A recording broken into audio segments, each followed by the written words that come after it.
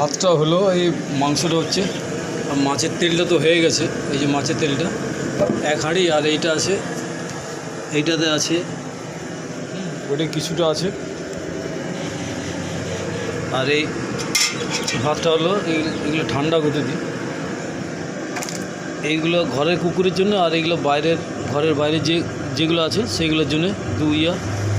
আর রাস্তারগুলো তো সকাল থেকেই চলছে, ক্যারি ব্যাগ করে নিই আর ডিস্ট্রিবিউট করি।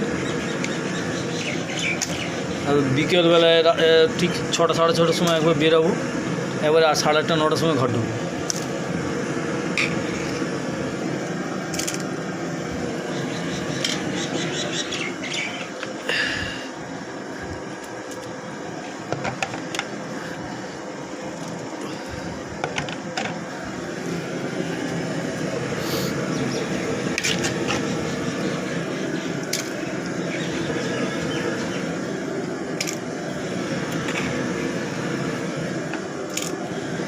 ভাতগুলো ঠান্ডা হোক, ভাতগুলো ঠান্ডা হতে হতে মাংসটা হয়ে যাবে।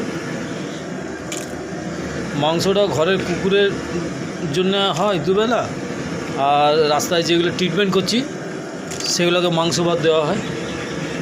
আর বাকি যেগুলো আছে হয়তো তাকে ও খাবার দিতে গিয়ে চলে এলো, তখন তাদেরকে মাছের তেল দেওয়া ভাত।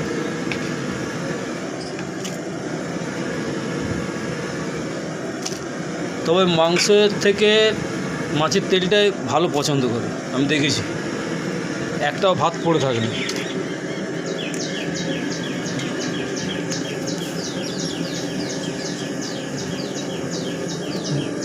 এই মাংসের থেকে মাছের তেলটাই ভালো পছন্দ করে, একটা ভাত পড়ে থাকে না রাস্তায়, চেটে পুটে গায়ে, এবং শরীরটাও লাগে, শরীরটা এত সুন্দর হয়, গ্রোথটা হয় শরীরে। তো মাংসটাও দিই, যেগুলো একদম খাওয়া দাওয়া বন্ধ করে দিয়েছে সেগুলো, ধরুন ওইগুলোকে কাঁচা মাংস দিয়ে 2-3 দিন 4 দিন মাংস খাওয়ায়, কাঁচা মাংসটা। তারপর যখন খেতে খেতে যখন এবারে খাবার রুচিটা চলে এলো, তখন মাংস রান্না করে ভাত দিল। এবারে মাংস রান্না 2-3 দিন খাওয়ালাম তাকে, খাওয়ার পর মাছের তেল দিয়ে ভাতটা কন্টিনিউ করে দিই। মানে এইভাবে আমি ট্রিটমেন্ট করি। আর তার মধ্যে কিছু কিছু ওষুধ পড়ে, প্রয়োজন হলে দিই, না তো দেওয়া হয় না, বিশেষ করে বাচ্চাদের ক্ষেত্রে। তারপর তো এমনিতে তো ট্রিটমেন্ট হয়, যেগুলো ট্রিটমেন্ট করি সেগুলো মাংস ভাত। যে সুস্থ হয়ে গেলে তারপরে তাকে ওই মাছের তেল দিয়ে ভাতটা দিই, তখন শরীরটা লাগে আর কি। মাংস ভাতটা দিই এই জন্যে রুচিটা আনার জন্য, কাঁচা মাংসটা দিই রুচিটা আনার জন্য। তারপরে যদি একদম কাঁচা মাংসটা যদি না খায়, তখন স্যালাইন চালাতে হয় তাকে। এইভাবে ট্রিটমেন্ট করি।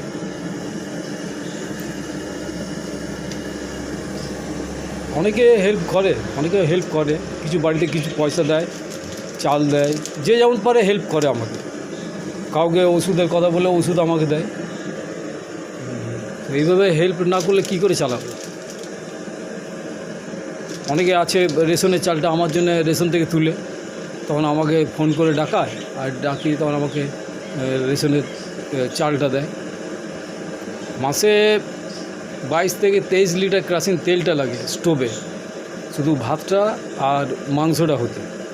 আর বাকি যে মাছের তেলটা 15-20 কেজি যে মাছের তেলটা হয়, সেটা আমার ওই প্লাস্টিকগুলো যা আছে, যাবতীয় প্লাস্টিকের বস্তা, প্লাস্টিক ভাঙা, সেগুলো জ্বালিয়ে আমি মাছের তেলটা করি। কারণ 15-20 কেজি মাছের তেলটা হয়। এইভাবে চলে। অনেকে হেল্প করে।